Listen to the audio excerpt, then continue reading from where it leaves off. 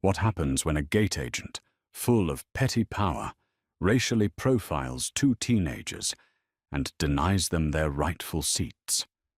What if those teenagers, humiliated and shoved to the back of the plane, are the only ones who notice something catastrophically wrong? And what if the father they text isn't just Dad, but the director of the entire Federal Aviation Administration? This isn't just a story about privilege. It's a story about karma, arrogance, and an averted disaster. A gate agent's prejudice is about to collide with a terrifying discovery, and the man who can ground an entire airline. The air in Hartsfield-Jackson Atlanta International Airport, ATL, wasn't just air. It was a pressurized soup of anxiety, perfume, and fast food. It was the busiest crossroads on Earth, and on this sweltering Tuesday in July, it felt like every single human was crammed into the FCON course. Jordan and Jackson Thorne, 19-year-old twins, navigated the human sea with the easy, languid grace of youth. Jordan, her braids tied up in a precise knot, was checking the departure board on her phone. Jackson, towering over her by a good 6 inches, had his noise-cancelling headphones on, a silent barrier against the chaos. They were identical in their high cheekbones and intelligent, watchful eyes, but opposites in demeanor. Jordan was focus. Jackson was flow.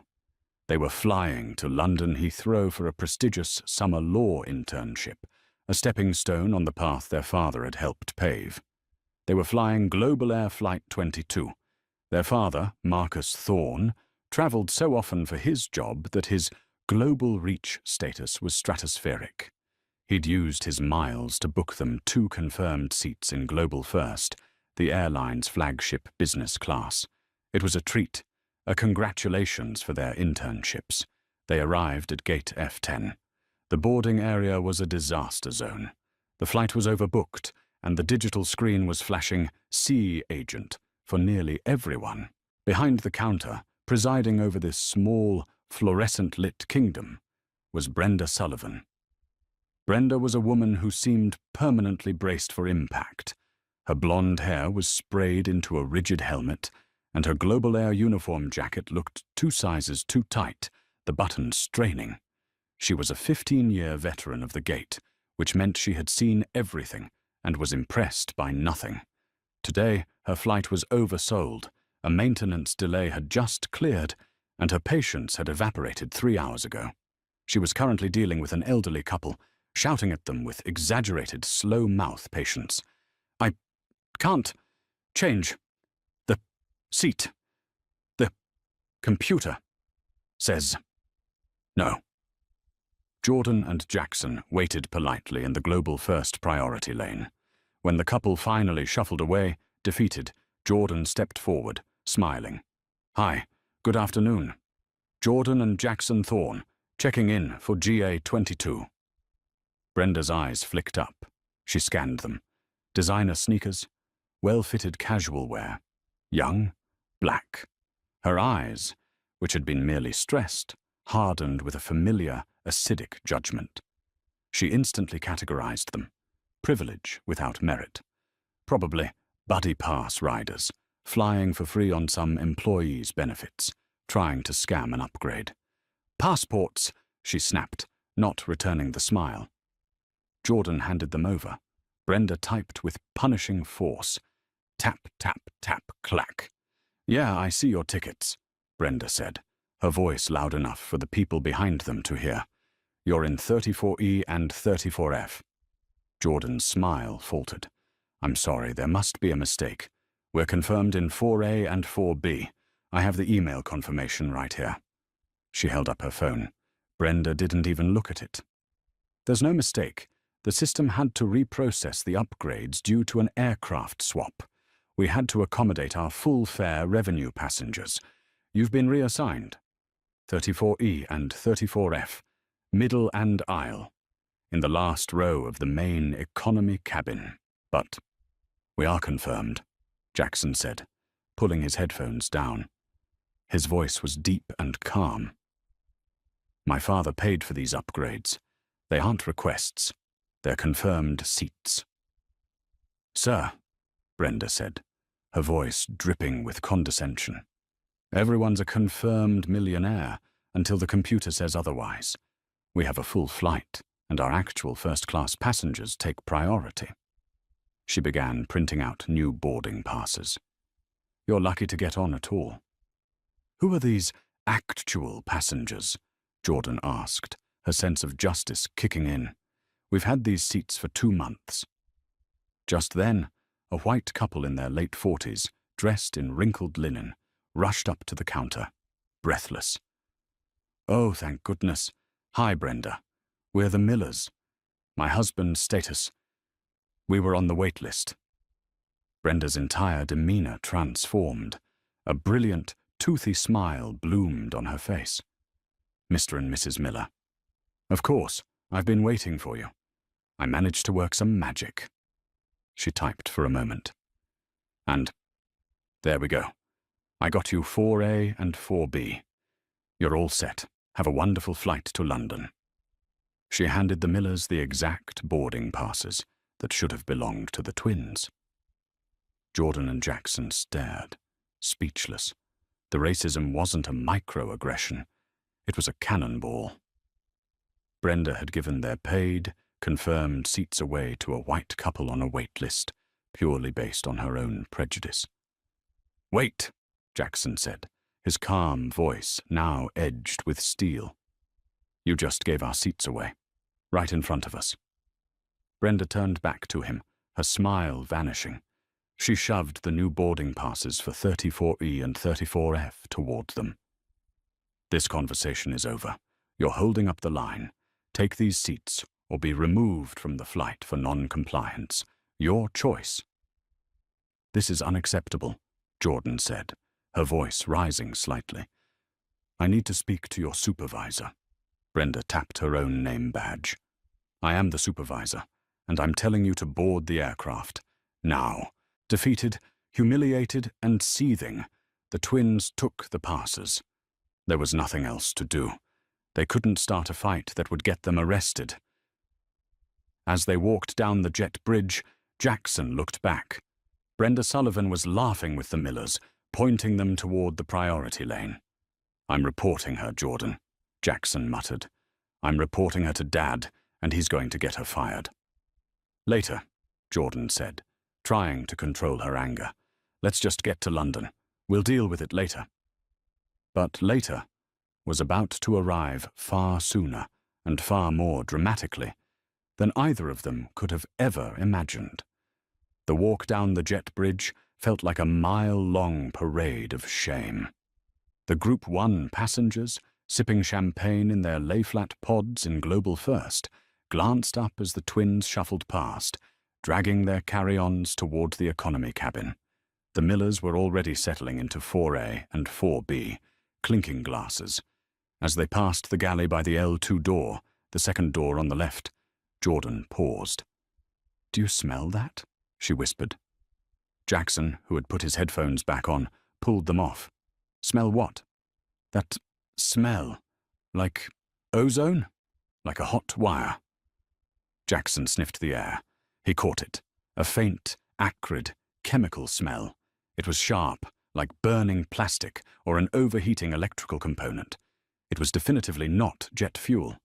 At that exact moment, they saw 2 men in maintenance vests standing on the catering platform just outside the open door, having a low, heated argument with a ground crew member. The twins could only catch snippets. Log says it was serviced, but the chiller unit is still throwing a fault code.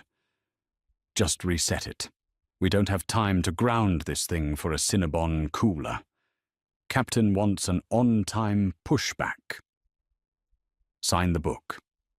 The maintenance worker shook his head, looking deeply unhappy, but he scribbled his name on a tablet. A flight attendant, a young man named Kevin with a practiced plastic smile, saw the twins lingering. Folks, please move along. We need to get everyone seated. We smell something, Jackson said, pointing toward the galley wall. It smells like burning plastic. Kevin's smile didn't flicker. "Oh, that's just the APU exhaust," he said, using the acronym for the auxiliary power unit.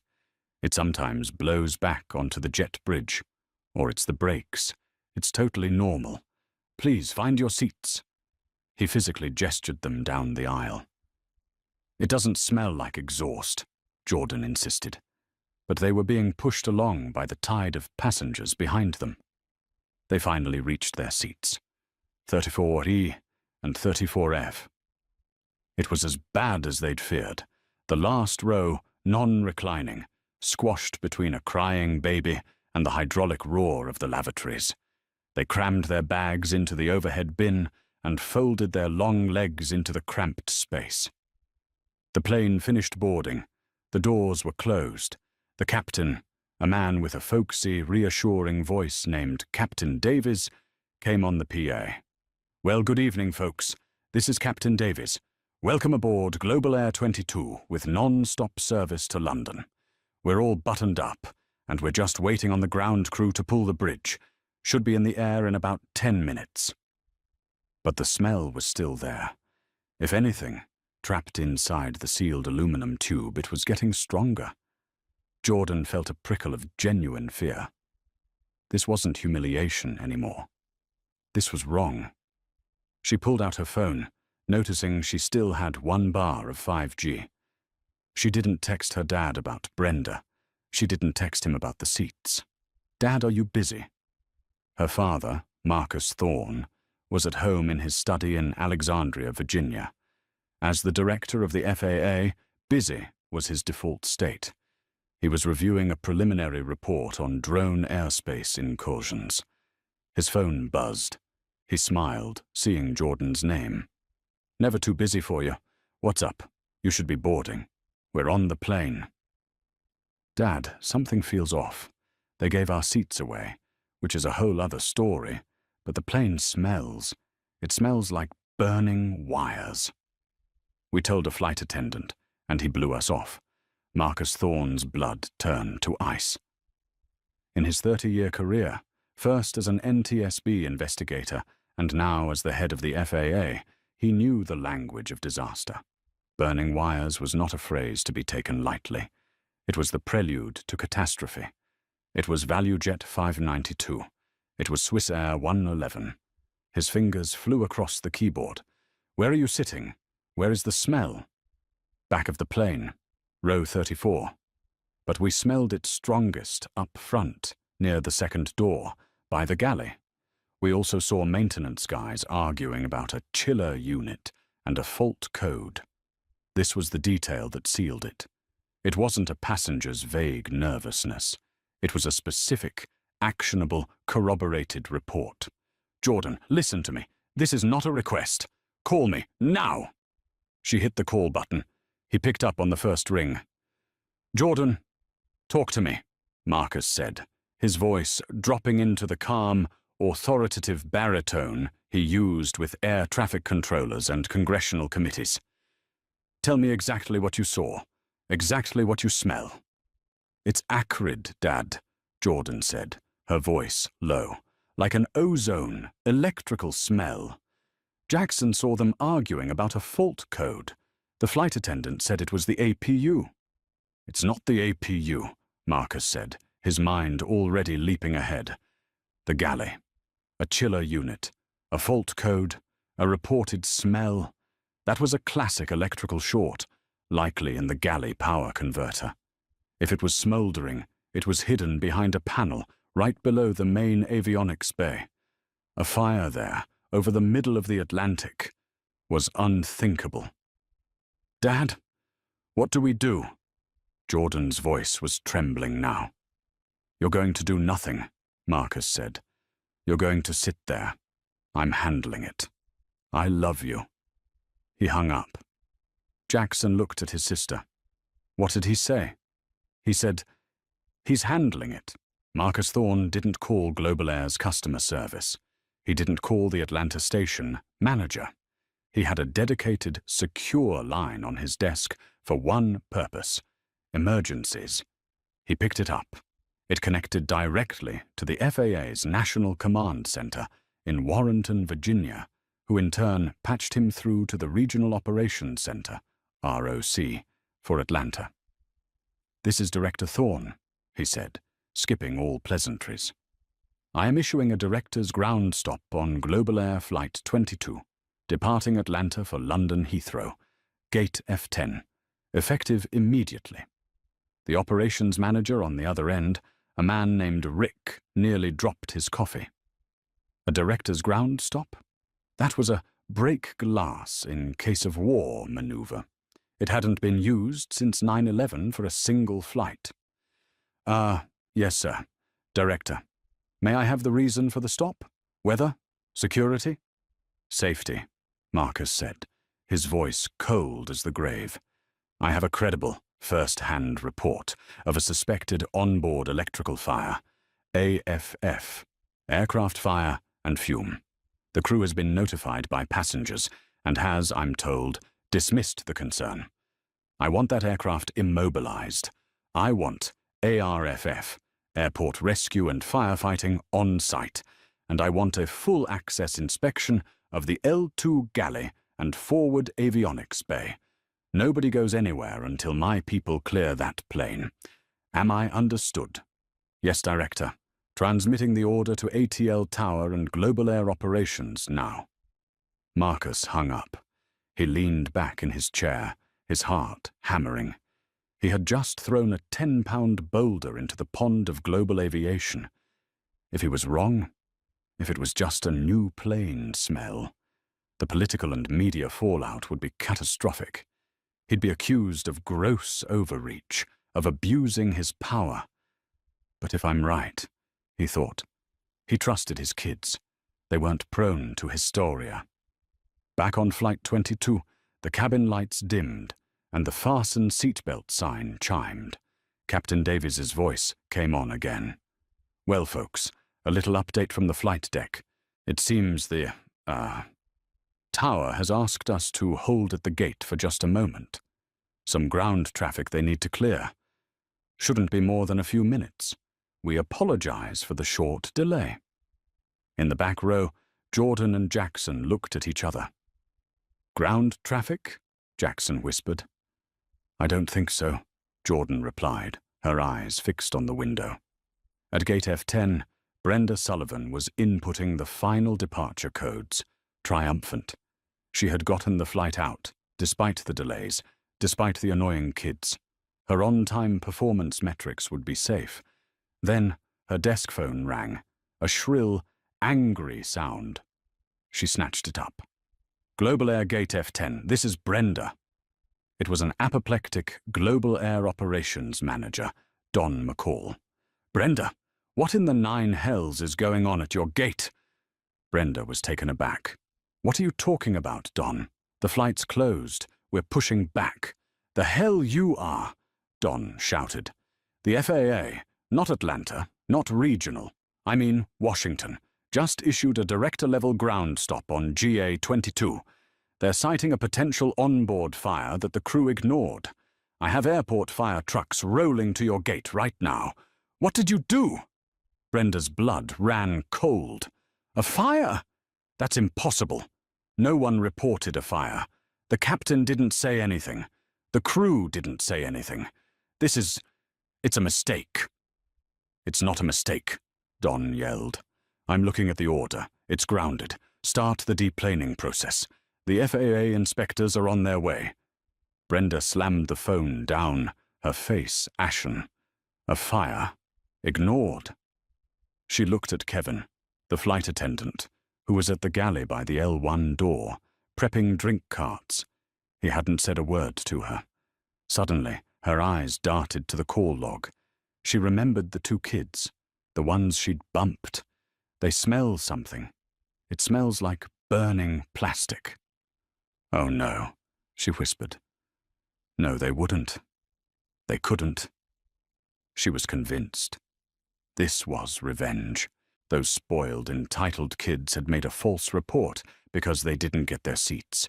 They had grounded an entire 767 out of spite.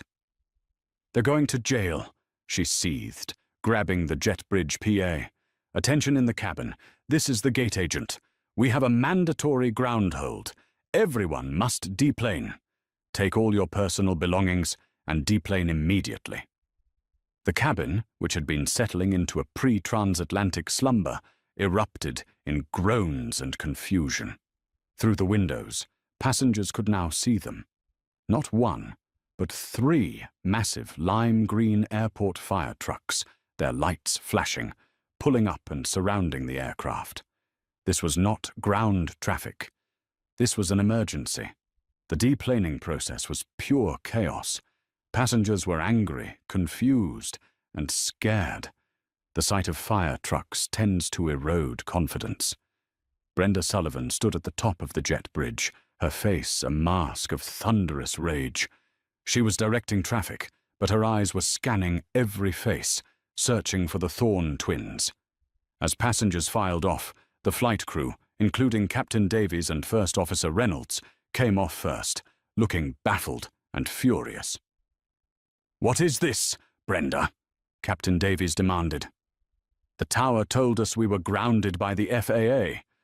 Something about a fire?" "That's what they said," Brenda snapped. "Apparently a passenger reported it. Seems we have a credible threat." She used air quotes, her voice dripping with sarcasm. Just then, 3 people in dark blue FAA windbreakers, led by a no-nonsense man with a clipboard, pushed past the passengers. "FAA, we're securing the aircraft," the lead agent, Diaz, said.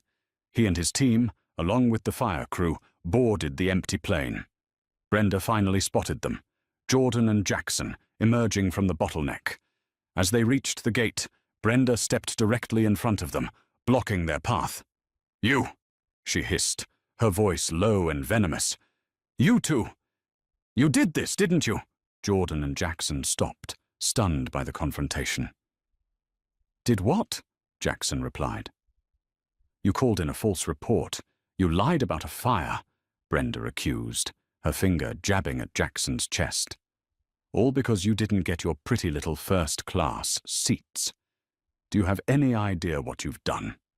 That is a federal offense. I'm having you both arrested for interfering with a flight crew." Jordan, who had been intimidated before, was now filled with cold certainty. "We reported what we smelled, Ms. Sullivan, and what we heard. We told the flight attendant and he ignored us." "I told you it was the APU."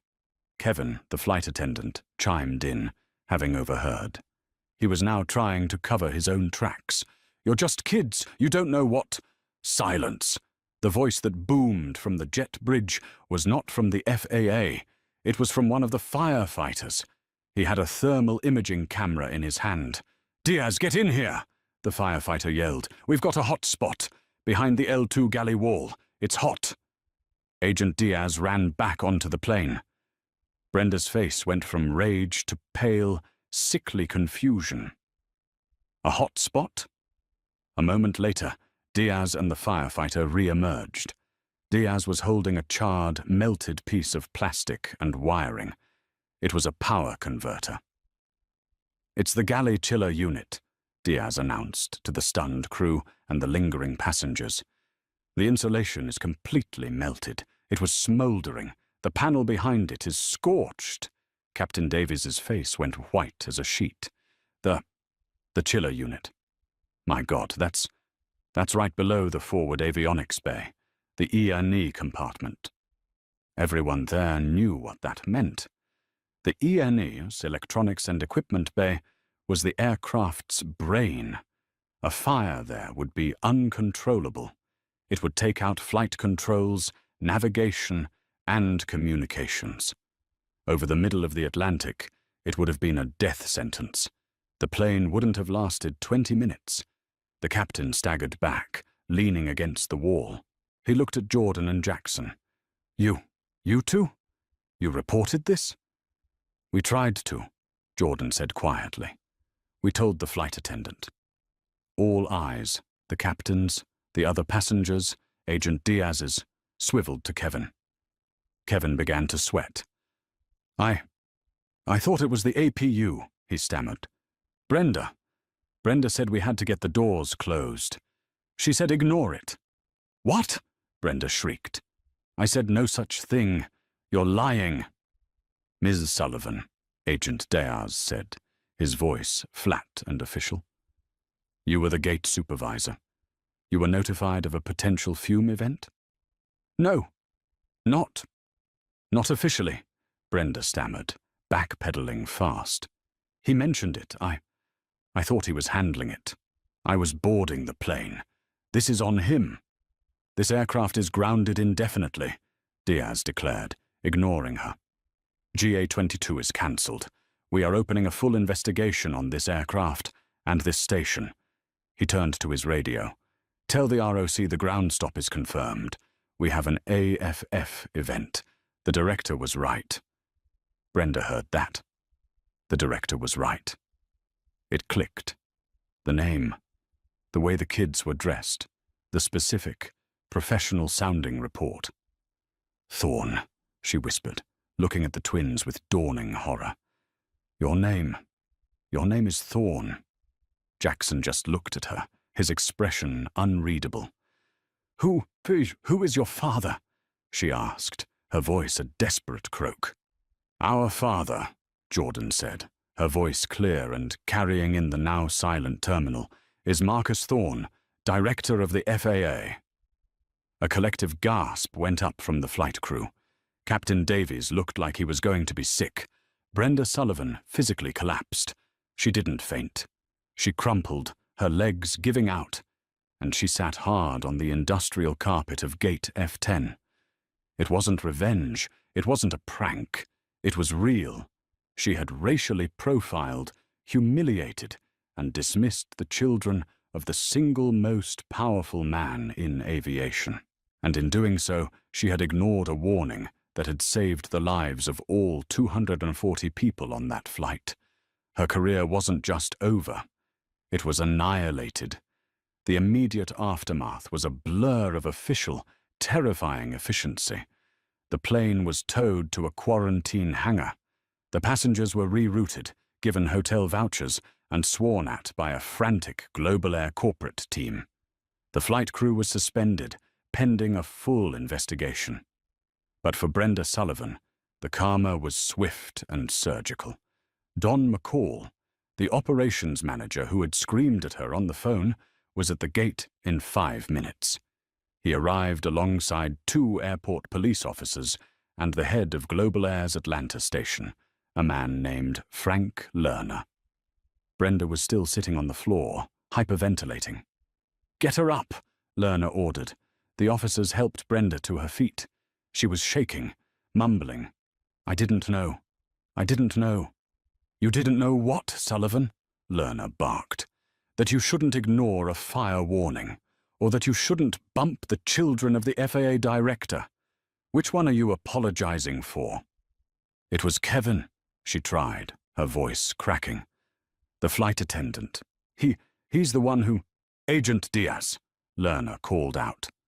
The FAA agent was taking statements. "What's your preliminary?" Diaz flipped a page on his clipboard.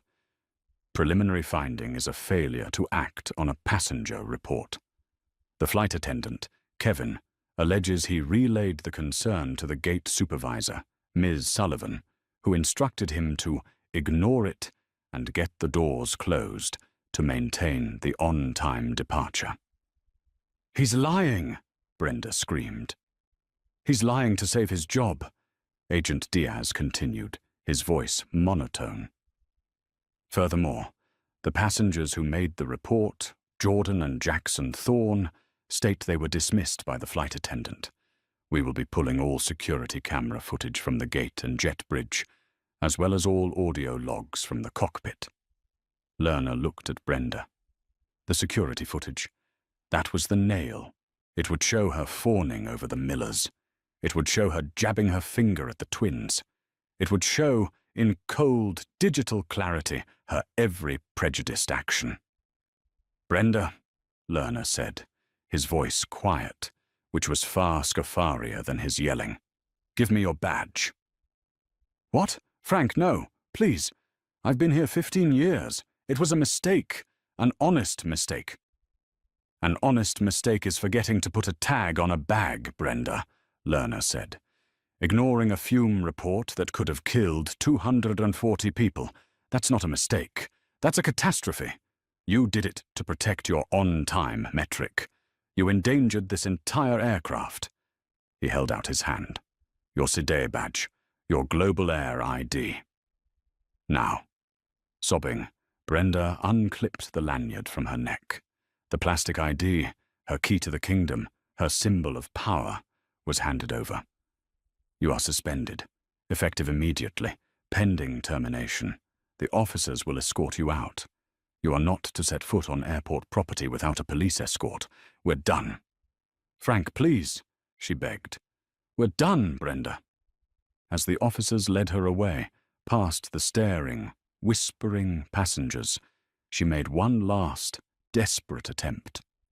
She saw Jordan and Jackson standing by the window with Captain Davies, who was personally apologizing to them. You! Brenda shrieked, lunging against the officer's grip. You did this to me. You and your father. This is an abuse of power. Jordan didn't even flinch. She just met Brenda's gaze.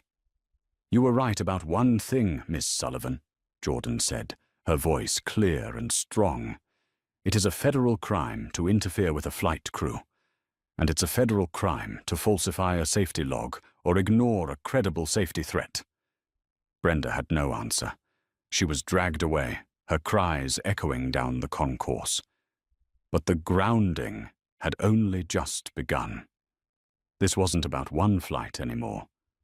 Marcus Thorne was furious, not just as a father, but as a regulator. His children had been the victims of racial profiling. He knew it, even if it was hard to prove in court. But what he could prove was that Global Air's Atlanta station had a culture that prioritized schedules over safety. The next morning, Global Air's CEO received a formal notification. The FAA was initiating a focused audit of the entire Atlanta hub, citing the GA-22 incident. This was the real grounding. For the next 3 months, FAA inspectors descended on ATL. They were not friendly. They tore through maintenance logs, staff schedules, and training records. They shadowed gate agents and baggage handlers. They conducted surprise inspections on aircraft. They found a systemic, rotting culture, just as Marcus had suspected. They found dozens of pencil-whipped maintenance sign-offs, just like the one on GA-22's chiller. Evidence of gate agents being given bonuses for on-time departures, creating a perverse incentive to cut corners. Inadequate training on fume and fire events for cabin and ground crews. The audit was a bloodbath. Frank Lerner, the station chief, was fired. Don McCall, the ops manager, was demoted. Global Air was hit with a staggering $10.5 million fine, one of the largest in aviation history, for systemic safety violations. The airline's stock plummeted. The media had a field day. Global Air fined millions. After FAA directors' children avert disaster. The karma for Brenda's prejudice wasn't just losing her job. It was the public, humiliating, and complete dismantling of the very system that had given her the petty power she so clearly abused. For Brenda Sullivan, the world ended. She was, as she had predicted, blacklisted. In the tight-knit aviation community, the story of Brenda from Atlanta became a cautionary tale. She was the woman who ignored a fire report from the FAA director's kids. No airline, not even a budget carrier, would touch her. Her 15 years of experience were now 15 years of liability. She applied at Delta. Rejected. American. Rejected. Southwest. Rejected. She filed a lawsuit against Global Air for wrongful termination. She claimed she was a scapegoat, that Kevin, the flight attendant, was the one responsible, and that she was a victim of a political hit job by Marcus Thorne. The lawsuit was her final, fatal mistake. It moved to the discovery phase. Global Air's lawyers, eager to prove their compliance with the FAA's new consent decree, handed over everything. Her lawyer sat her down in a bleak, windowless office. "Brenda, we have a problem." "What problem? They fired me without cause." He tossed a hard drive onto the table. "This is the problem. This is the security footage from Gate F10. He played it. There it was, in high-definition color. The polite, smiling Thorne twins, her own sneer, her dismissive hand gesture. Then the immediate, beaming, fawning transformation for the Millers. The camera caught the whole disgusting transaction. "This," her lawyer said, "is not a good look. This makes you look prejudiced." "I'm not prejudiced," Brenda insisted, her voice shrill. "I was just following procedure.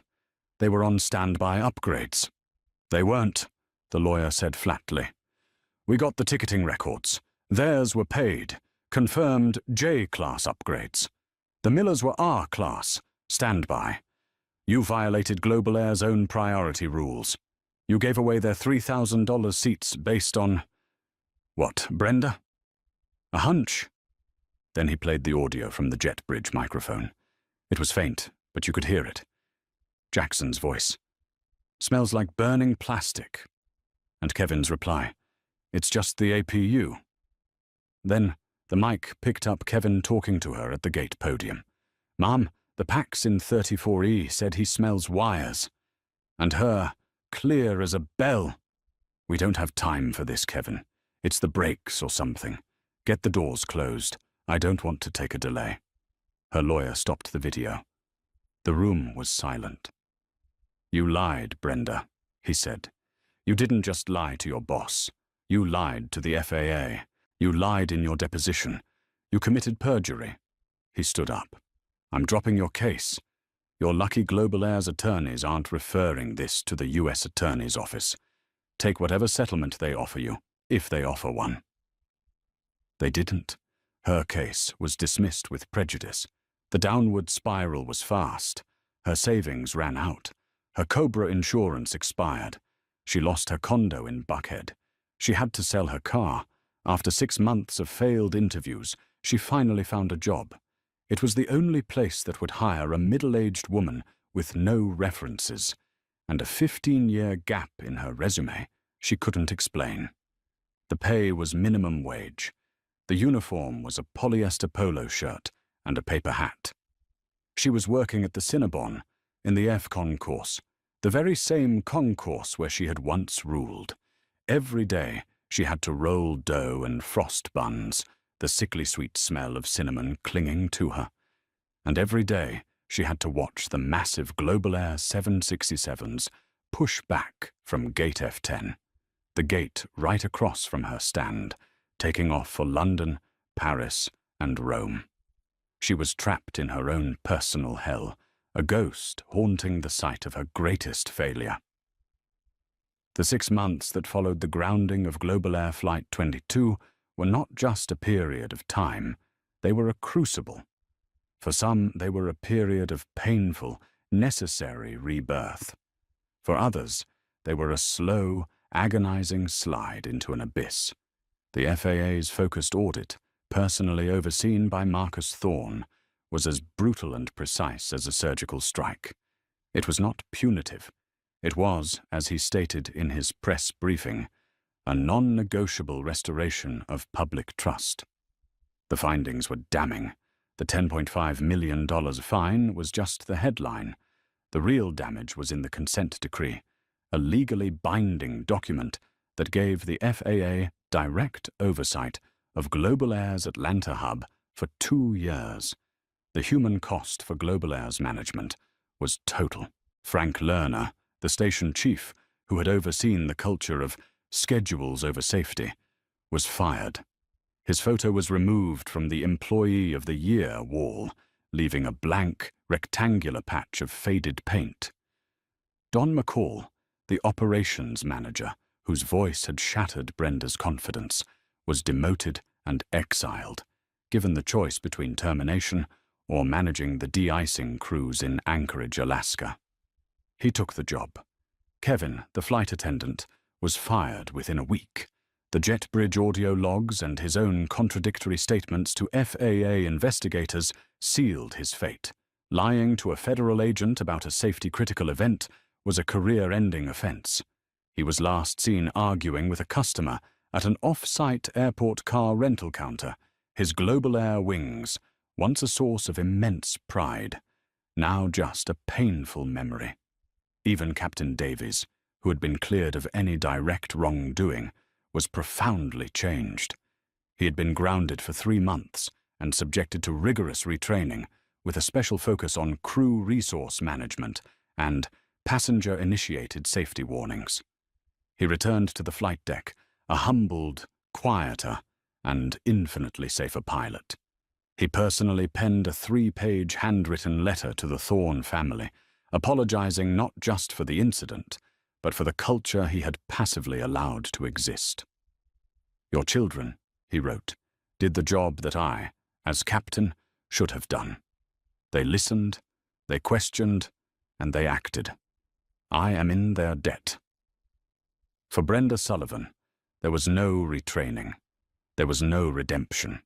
There was only the fall. Her lawsuit for wrongful termination was a catastrophic miscalculation. Global Air's legal team, now operating under the terrified scrutiny of the consent decree, had no interest in protecting her. They buried her in discovery. They handed over the high-definition security footage from Gate F10. Her own lawyer, a cut-rate employment attorney, watched it with her in his dim office. He played it once, her sneer at the twins, her fawning, radiant smile for the Millers, her aggressive, finger-jabbing dismissal of Jackson. He played it again, this time with the audio from the jet bridge microphone, enhanced and cleaned by Global Air's own security team. Kevin's voice. "Ma'am, the Pax in 34E said he smells wires." Brenda's voice. "We don't have time for this, Kevin. It's the brakes or something. Get the doors closed. I don't want to take a delay." Her lawyer slowly took off his glasses and rubbed the bridge of his nose. "Brenda," he said, his voice flat, "you didn't just lie to your boss. You lied in your deposition. To me. That audio, combined with the video. You're not a victim. You're the entire case against yourself. You committed perjury. You're lucky they're not filing criminal charges." He dropped her case that afternoon. The blacklisting was immediate and total. She applied to Delta. The hiring manager was polite until she got to the Global Air 15 years part of her resume.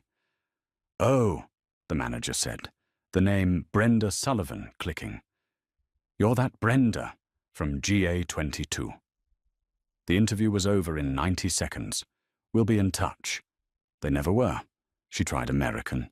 She tried Southwest. She even tried the budget carriers. The response was the same. She was radioactive, a walking symbol of the worst possible industry failure. Her savings, which she had hoarded over 15 years, evaporated. The condo in Buckhead, her pride and joy, went into foreclosure. Her car was repossessed. She moved into a tiny, depressing studio apartment in College Park, where the only view was a stained brick wall and the constant, mocking roar of jets taking off from the very airport that had discarded her. She was bitter. She was broke. And she was furious. In her mind, she was the victim. Marcus Thorne was a corrupt tyrant. His children were spoiled, lying brats. They had used their immense power to crush her, a working woman, all over a couple of seats. Her hatred for them became the central, burning sun of her new, small life. After 6 months of rejection, her unemployment benefits ran out. Desperate, she took the only job that would have her. It was a minimum wage position at the Cinnabon in the F-Con course. The interview was a 10-minute formality, with a 22-year-old shift manager named Kyle, who was more concerned with the fact that she had management experience than with what that experience was in. "Look," he'd said, "it's just rolling dough and working a register. You got to wear the hairnet, Tuck in your shirt and smile. You think you can handle that? Brenda, her eyes dead, nodded. I can handle that. Her new life was a special, curated hell. Her uniform was a sticky, ill-fitting polyester polo, perpetually smelling of cinnamon and failure. Her kingdom, the bustling expanse of Concourse F, was now her prison, and her throne, the podium at Gate F10, was directly across from her new post. Every day, she was forced to watch her old life play out in front of her. She saw her former colleagues, the flight attendants and gate agents, striding by, their uniforms crisp, their roller bags clicking on the tile.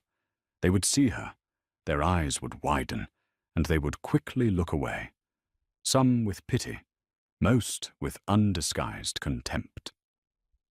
She was a ghost, a cautionary tale. She would watch the new global air, reborn and efficient, boarding its flights. The new agents were different. They were younger, more diverse, and they smiled. They seemed nice. It made her sick. She would watch the massive 767 to London push back from her old gate, the gate she had ruled, and feel a wave of acid reflux. Then she'd have to turn back to the counter and ask, in a monotone, "Would you like extra frosting on that?" This was her life, a cycle of humiliation, cinnamon, and rage. She stewed in it, her bitterness calcifying. She dreamed of the day she would see them again. She didn't know what she would do, but she knew she would say something. She would make them see what they had done to her. That day finally came on a bright, clear Tuesday in January. Marcus Thorne was flying to Atlanta. He was the keynote speaker at the annual Southern Aviation Safety Conference. The title of his speech, plastered on banners throughout the terminal, was Culture Over Schedules, The Lessons of Global Air 22. He wasn't flying alone. Jordan and Jackson, home from London, had flown with him. As a sign of good faith, and to personally inspect the results of his audit, he had booked them all in Global First. On Global Air. Their flight from London was a surreal experience. The entire crew knew who they were. The lead flight attendant, a veteran named Sarah, had tears in her eyes when she greeted them. "Director Thorne," she said, her voice thick with emotion. "I was the lead on the sister ship to that 767. We flew the same route. We all knew. We knew the Atlanta station was cutting corners. We filed so many reports. No one listened. Your children, they didn't just save that flight. They saved all of us. They saved this airline from itself." The captain, a man named Henderson, came out of the cockpit to personally shake their hands. "An honor to have you aboard, Director. We're a better, safer airline because of your family." When they landed, the plane, fittingly, pulled into Gate F10. As they stepped onto the jet bridge, a man in a sharp new Global Air suit was waiting for them at the podium. He looked nervous, but professional. "Director Thorne, Ms. Thorne, Mr. Thorne," he said, extending a hand. "I'm David Chen. I'm the new station chief for the Atlanta hub. On behalf of all of us at the new Global Air, I want to personally welcome you." "Mr. Chen," Marcus said, shaking his hand firmly. "A pleasure. Your on-time performance and your safety metrics have been improving steadily. We're impressed." "We're trying, sir. We're all trying," Chen said, visibly relieved. "Please let me escort you through the concourse." As they walked, Jackson, who had been quiet, looked at his sister. "You okay, Jay?" Jordan nodded. "Yeah, it's just weird, being back here." She looked around. It was the same, but different, cleaner, calmer. "Dad," she said, "I'm absolutely starving, and I smell cinnamon." "I could go for a coffee, too," Marcus said, smiling. "Mr. Chen, would you care to join us?" Of course, Director. It would be my honor," Chen replied. The four of them, The director of the FAA, his 2 children, and the new station chief walked the 30 feet across the concourse, directly toward the Cinnabon. Brenda was having the worst day of her new life. The morning frosting machine had broken, she had been written up by Kyle for being 2 minutes late, and a tourist had just yelled at her for not speaking Spanish. She was on the register, her face an oily mask of resentment, her hair plastered to her head under the paper-thin hairnet. She was muttering under her breath about the injustice of it all when she heard a familiar, confident voice. "Yes, Mr. Chen, I agree. The new training protocols seem to be—" Brenda looked up, and her world tilted. It was him. Marcus Thorne, looking impossibly tall, powerful, and rested in a perfectly tailored suit. And next to him, his 2 children, Jordan and Jackson, looking bright, successful, and happy. And with them, fawning like a nervous assistant, was David Chen, her replacement's replacement, the man who had her job. They were all standing there, in front of her, laughing, ordering pastries. This was it, the moment she had dreaded and dreamed of. The humiliation was so profound, so total, it was like a physical blow. The heat rose in her chest, a volcanic, scalding rage. The 6 months of shame, of foreclosure, of scrubbing, frosting vats. It all coalesced into a single, blinding point of hatred. Her mind snapped. "Welcome to Cinnabon," she choked out, her voice a strangled whisper. Jordan looked at her, ordered, "I'll just have a classic roll, please." And then, as she looked up to pay, her eyes met Brenda's. Jordan froze. Her polite smile vanished, replaced by a look of stunned recognition. Brenda saw the recognition, and she saw the pity behind it, and that's what broke her. She would not be pitied. "You!" Brenda's voice wasn't a whisper. It was a shriek. It cut through the entire concourse, the music, the chatter, the rolling bougs. It all stopped. Every head in the F concourse turned toward the Cinnabon. "You!" she screamed again, her finger jabbing at Marcus Thorne. "You did this!" David Chen, mortified, stepped forward. "Ma'am, please lower your voice." "Don't you ma'am me!" Brenda screeched, her face purple. "I know who you are. You took my job, and you—" She whirled on Marcus. "You ruined my life. You and your spoiled, lying brats. You think you're so high and mighty. You're a corrupt, power-hungry monster." Marcus Thorne stood perfectly still. He did not flinch. He did not raise his voice. He simply watched her, his expression a calm, cold mask of assessment. He made no move, just placed a steadying hand on Jordan's arm. Jackson had already stepped slightly in front of his sister, his arms crossed. "You took 15 years from me." Brenda was sobbing now, hysterical, spittle flying from her mouth. 15 years of loyal service, gone. Because your brats didn't get their pretty seats. You think you're heroes? You're villains. You're... She was incoherent, blinded by her own rage. She looked for something, anything, to punctuate her fury. Her hand closed on a large plastic tub of vanilla frosting. "This is your fault!" she howled, and with all her strength she hurled it. It missed them. Brenda's aim was wild. The tub hit the pillar just behind Marcus, exploding in a massive, sticky white splatter that rained down on the floor in front of them, speckling David Chen's suit. There was a collective, horrified gasp from the crowd. That was the line. David Chen, no longer nervous, was pure, cold professionalism. He'd been trained for this. This was a level 2 security breach. He spoke calmly into the radio on his shoulder. "ATL Security, this is Station Chief Chen. Concourse F, Cinnabon. We have a hostile individual assaulting passengers. I need ATL PD, Code 3. Brenda froze. The word assaulting pierced her rage. Her 22-year-old manager, Kyle, ran out from the back. "Brenda, what are you doing? You're fired. You're fired." "Fired?" Brenda whispered, as if in a daze. "Fired?" In less than 60 seconds, 2 airport police officers were there.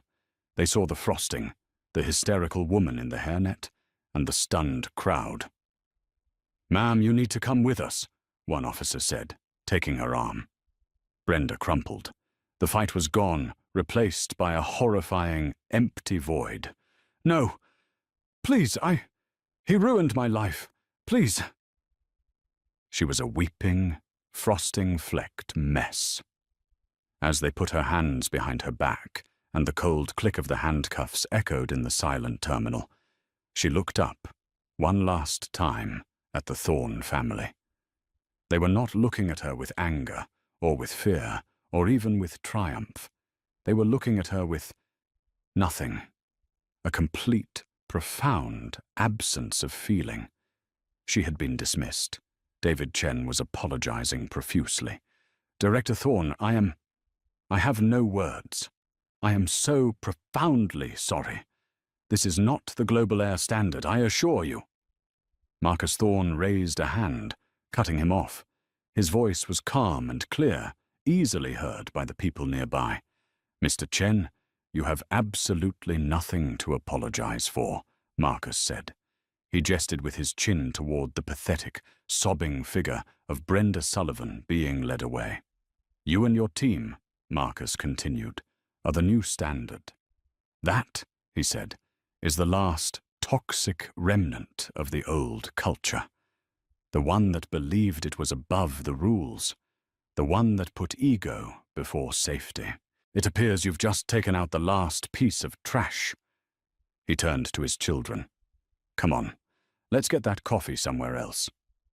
The 3 of them turned and walked away, their roller bags clicking quietly on the clean tile floor, leaving the mess, the drama, and the ghost of Gate F10 behind them for good. This story is a powerful reminder that prejudice and arrogance have a price. Brenda Sullivan, in her small kingdom at the gate, forgot the first rule of aviation. Safety is not negotiable. She judged 2 passengers by their appearance, and, in doing so, dismissed a warning that saved 240 lives. The karma she faced wasn't just losing her job, it was a public humiliation that ripped away her power and left her with nothing. But the real story is about the quiet heroes, Jordan and Jackson, 2 young people who, even after being humiliated, trusted their instincts and spoke up. And their father, Marcus Thorne, who showed the world what true power is. It's not the power to ruin someone's day, it's the power to enforce safety, to protect lives, and to hold an entire corporation accountable. What do you think? Was Brenda's karma too harsh, or was it exactly what she deserved? Let me know your thoughts in the comments below. And if you enjoyed this story, please hit that like button, share it with a friend, and be sure to subscribe for more real-life drama and karma. Thank you for watching.